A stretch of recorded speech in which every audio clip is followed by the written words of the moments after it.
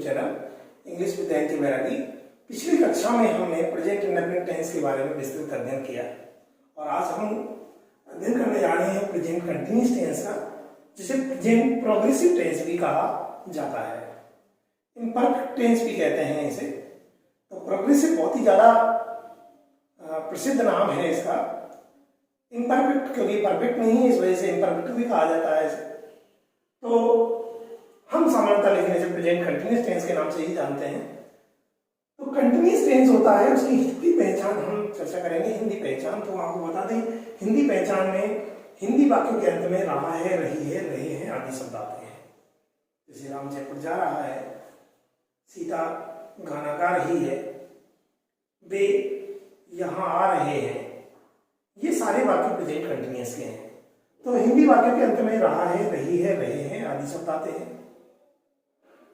कभी कभी कुछ क्रियाएं ऐसी होती हैं जिनके साथ रहा है, रही है, रहे हैं वो सूटेबल नहीं बैठता, तो उसके साथ हम हुआ है, हुई है, हुए हैं आदि शब्द हम जोड़ते हैं। जैसे राम छत पर खड़ा हुआ है, अब यहाँ खड़ा रहा है सही नहीं बैठता, खड़ा हुआ है, काम कंटिन्यूटी में है, काम लगातार जारी है, तो खड़ा हुआ है। या सीता छत पर खड़ी हुई है, या मैं अपने बिस्तर पर सोई हुई है, वह बेड पर लेटा हुआ है। तो रहा है, रही है, रहे हैं के अलावा भी हिंदी वाक्य के अंत में हुआ है, हुई है, हुए हैं आदि शब्द आ सकते हैं। इसके अलावा भी आपको वर्तमान में बोलते समय आपको वो जो कार्य है वो कंटिन्यूटी में जारी रहेगा, मतलब वो जारी रहने का आपको भाव प्रकट होगा। ऐसा लगेगा कि वो आपका जो कार्य है वो क्या है, उस समय जारी है। तो वर्तमान में जो आपके सामने जारी है उस कार्य को बताने के लिए प्रेजेंट कंटिन्यूअस टेंस का प्रयोग किया जाता है। और ऐसे ही वाक्यों के हिंदी वाक्यों के अंत में प्राय आए, रहे हैं अथवा हुआ है, हुई है, हुए हैं आदि शब्द आते हैं। अब बात करते हैं हम अंग्रेजी पहचान की, इंग्लिश आइडेंटिफिकेशन की। ये हमने हिंदी आइडेंटिफिकेशन देखी, अब देखते हैं इंग्लिश आइडेंटिफिकेशन जो है कैसे, मतलब हम कैसे पहचानेंगे, हाउ टू आइडेंटिफाई, कैसे पहचान करेंगे कि टेंस जो है वो विभिन्न sentence is present indefinite, present continuous और समाधान कोई दूसरा है। तो कहने का मतलब यह है कि अंग्रेजी पहचान जो है वो अंग्रेजी सेंटेंस में ही की जाएगी। इंग्लिश का जो सेंटेंस बना होगा उससे ही हम ये पहचानेंगे भाई ये किस टेंस का है। हिंदी वाक्यों में तो हम बाकी के अंत से पता लगा सकते हैं, लेकिन इंग्लिश सेंटेंस में कर्ता के बाद जो क्रिया दी जाती है उस क्रिया से ही हम बहुत आसानी से पता लगा सकते हैं कि वो कौन सा टेंस है। तो यदि किसी सेंटेंस के अंदर is, am, are plus verb की आईएनजी, बी वर्ब की आईएनजी वाली फॉर्म लगी हो, वर्ब की आईएनजी वाली फॉर्म को fourth form of the verb, चौथी फॉर्म, अर्थात उसका सही नाम भी है प्रेजेंट पार्टिसिपल फॉर्म। इसी मान के साथ यदि प्रेजेंट पार्टिसिपल लगी हो, जिसे हम वर्ब की आईएनजी वाली फॉर्म भी कहते हैं, फोर्थ फॉर्म भी कहते हैं, ये मूल फॉर्म में लगती है। तो यदि किसी क्रिया के साथ आईएनजी वाली फॉर्म लगी हो इजेमार के साथ, तो वो प्रेजेंट कंटिन्यूअस टेंस है, बहुत आसानी से पता लगा सकते हैं। तो इजेमार आईएनजी अर्थात इजेमार प्लस वर्ब की आईएनजी वाली फॉर्म का प्रयोग इस टेंस में होता है।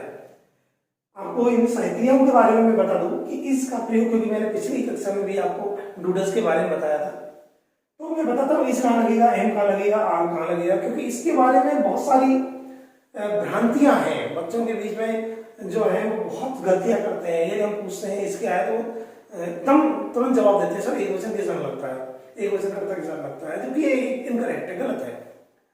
तो इसका प्रयोग कहाँ होगा, एम का प्रयोग कहाँ होगा, आर का प्रयोग कहाँ होगा, तो वो सुन लीजिए आप कि इसका जो प्रयोग है वो लगेगा ही सीट नेम के साथ। पिछली कक्षा में नहीं बताता, ही सीट नेम के साथ ही लगा था और ही सीट नेम के साथ ही इज लगेगा। यदि कर्ता आपका ही सी इट ए नेम है, एक नाम है, अर्थात third person singular some is, I के साथ एम लगेगा। आई कौन है, आई है जो है वो फर्स्ट पर्सन है, फर्स्ट पर्सन सिंगुलर। आई के साथ एम लगता है, फर्स्ट पर्सन सिंगुलर के साथ एम लगता है, और शेष जो बच गए, शेष कौन कौन से बच गए, फर्स्ट पर्सन सिंगुलर छोड़कर और थर्ड पर्सन सिंगुलर को छोड़कर सब जो बच गए, बच कौन कौन से गए मैं आपको बता दूं। यदि आपने प्रोनाउन का अध्ययन किया हो तो मैं आपको बता दूं, पर्सनल जो प्रोनाउन है उसके अंदर 3 पर्सन होते हैं, थोड़ी चर्चा कर ही लेते हैं हम। पर्सनल प्रोनाउन जो अंग्रेजी में सबसे ज्यादा काम आने वाले सर्वनाम है, तो उनमें 3 पर्सन होते हैं, first person, second person, third person. First जो पर्सन है आपका, फर्स्ट जो पर्सन है उसमें 2 प्रोनाउन होते हैं, आई और वी। सेकंड पर्सन में एक प्रोनाउन होता है आपका यू, और थर्ड जो प्रोनाउन पर्सन है आपका उसमें 4 होते हैं, ही, सी, इट और दे। ध्यान रख लेना, नेम नहीं है, नेम नाउन है, प्रोनाउन नहीं है। और हम बात कर रहे हैं इस समय पर्सनल प्रोनाउन की।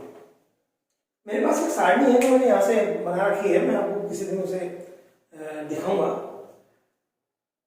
तो ही, सी, इट, दे, ये 4 प्रोनाउन है थर्ड पर्सन में। अब आप ये समझ लीजिए, फर्स्ट पर्सन में 2 व्यक्ति हैं, आई और वी, मतलब 2 प्रोनाउन है। आई सिंगुलर है और वी इसका प्लूरल है, बहुवचन है, कोई संशय नहीं है। ये बहुवचन है, प्लूरल है, ये इसका एकवचन है, सिंगुलर है। फर्स्ट पर्सन सिंगुलर आई है, फर्स्ट पर्सन प्लूरल वी है। सेकंड पर्सन में एक व्यक्ति है यू, यही सिंगुलर है, यही प्लूरल है। थर्ड पर्सन में 4 पर्सन आते हैं, सॉरी 4 प्रोनाउन आते हैं, ही, सी, इट और दे।